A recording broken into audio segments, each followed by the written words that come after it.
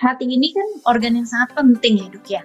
Jadi kalau terjadi hepatitis tadi yang dikatakan oleh dokter Tiwi, hati itu meradang, kemudian dia mulai ada gangguan, maka proses-proses yang ada di dalam tubuh pasti akan terganggu. Jadi pada umumnya yang namanya hepatitis itu menyebabkan kuning, kemudian bisa menyebabkan nyeri perut yang akut, bisa menyebabkan mual dan muntah, bisa menyebabkan diare akut, bisa menyebabkan penurunan kesadaran atau kejang. Jadi anaknya banyak tidur, susah dibangunkan, dan bisa juga terjadi kejang.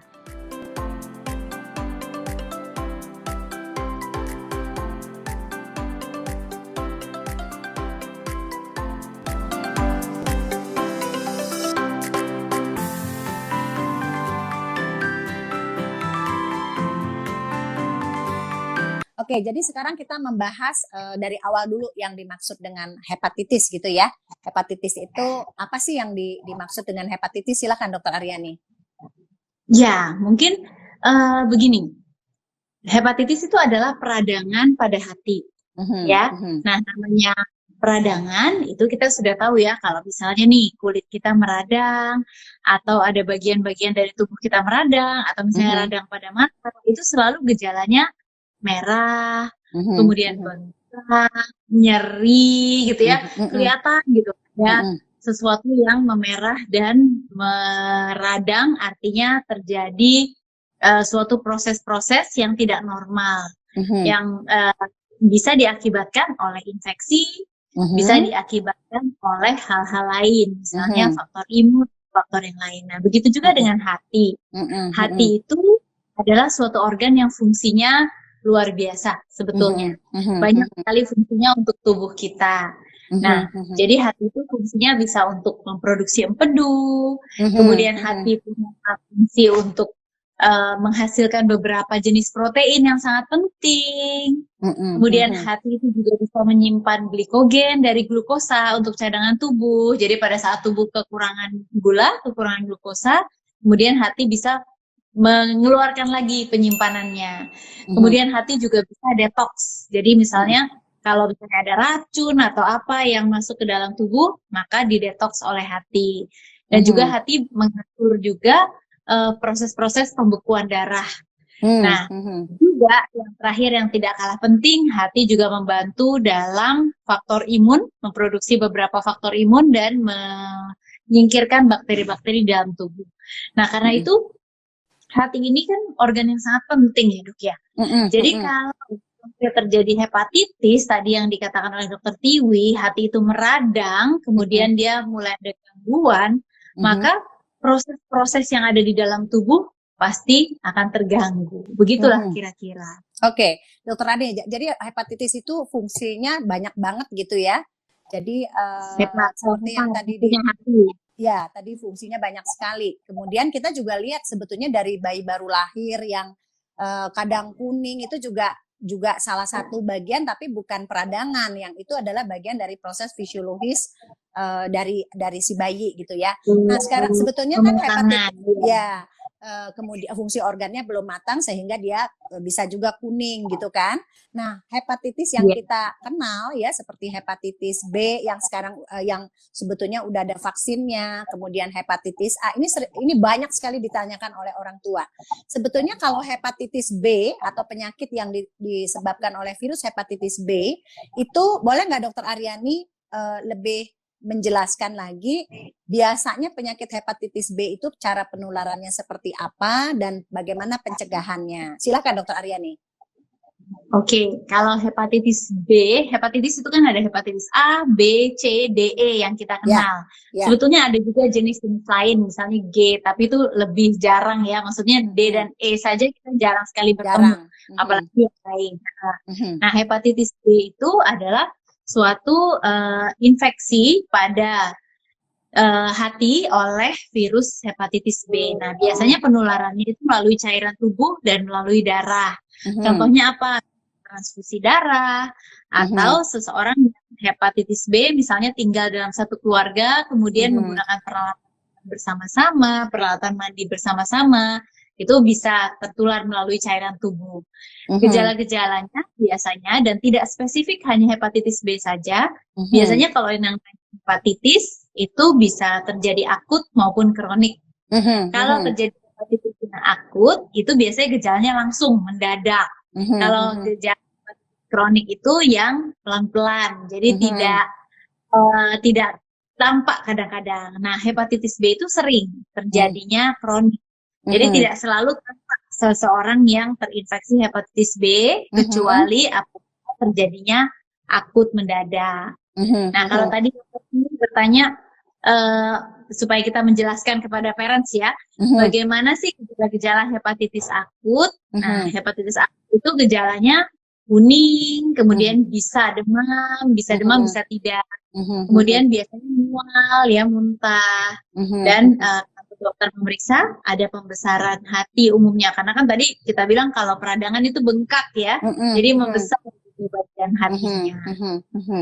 Ya, jadi ini sembari ini saya membaca pertanyaan yang lewat ya, hepatitis B itu juga bisa ditularkan melalui ASI ya, karena itu ibu-ibu yang penyandang atau carrier hepatitis B biasanya waktu baru lahir bayinya disuntik ya dengan hepatitis B dan HBIG gitu ya Dokter Aryani, dan hepatitis ya HBIG ya.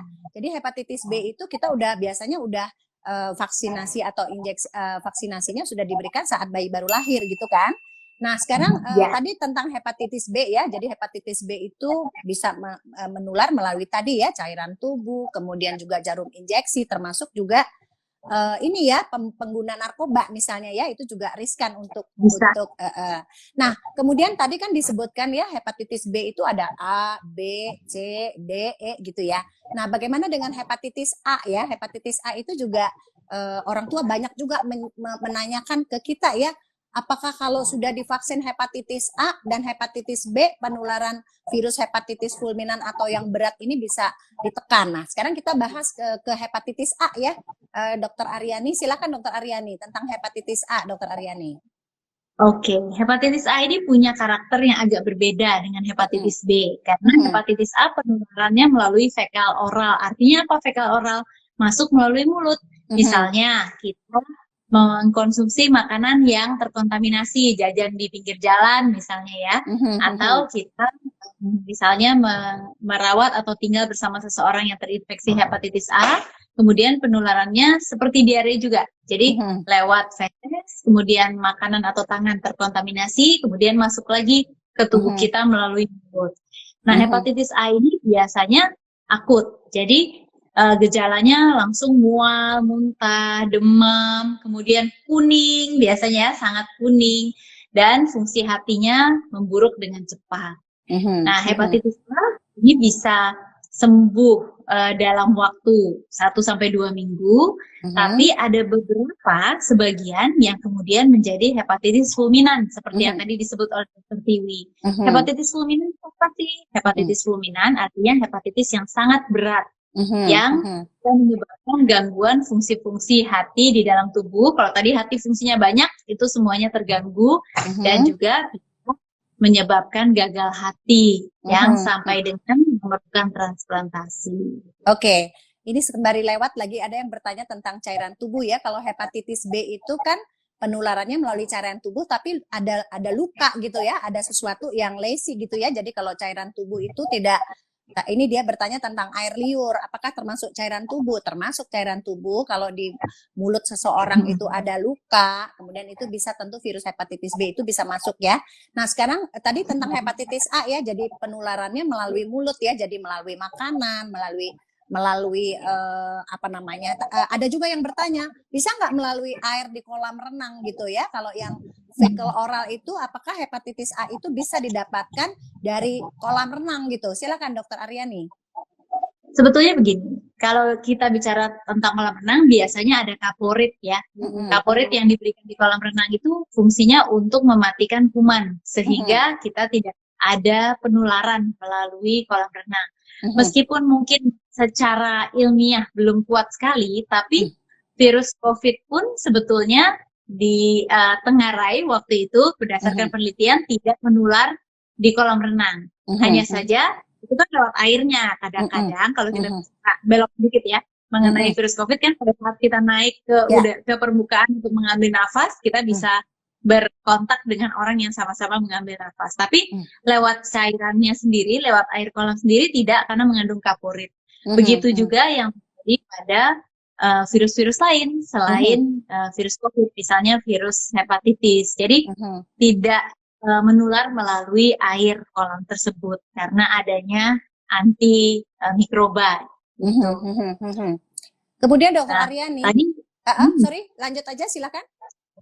Tadi Dokter Tiwi juga membahas mengenai vaksin ya Dok ya. Ya, oke. Untuk vaksin kaitannya memang ada vaksin hepatitis A dan ada vaksin hepatitis B yang banyak beredar. Itu kan Dok ya yang tadi ditanyakan ya. Ya.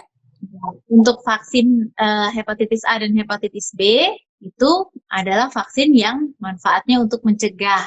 Mencegah apa? Mencegah seseorang terinfeksi hepatitis A dan hepatitis B. Apakah kalau vaksinasi berarti pasti tidak terinfeksi? Tidak. Karena itu mengurangi risiko kita terinfeksi virus tersebut, tapi tidak menghilangkan 100%. Hanya tentu daripada tidak ada perlindungan akan jauh lebih baik kalau anak kita berikan perlindungan sejak awal. Sehingga pada saat dia terpapar pada virus tersebut belum tentu dia terinfeksi dan kena. Ingat ya, terpapar dan terinfeksi itu berbeda. Kalau kita seringnya bilang pada saat kita terkena infeksi, kita bilangnya terpapar infeksi. Bukan, terpapar infeksi itu artinya ada kuman yang mengenai kita, atau kita bertemu dengan orang yang terinfeksi, tapi beda. Kalau misalnya terpapar, belum tentu kita menjadi sakit. Kalau kita menjadi sakit, artinya kita terinfeksi.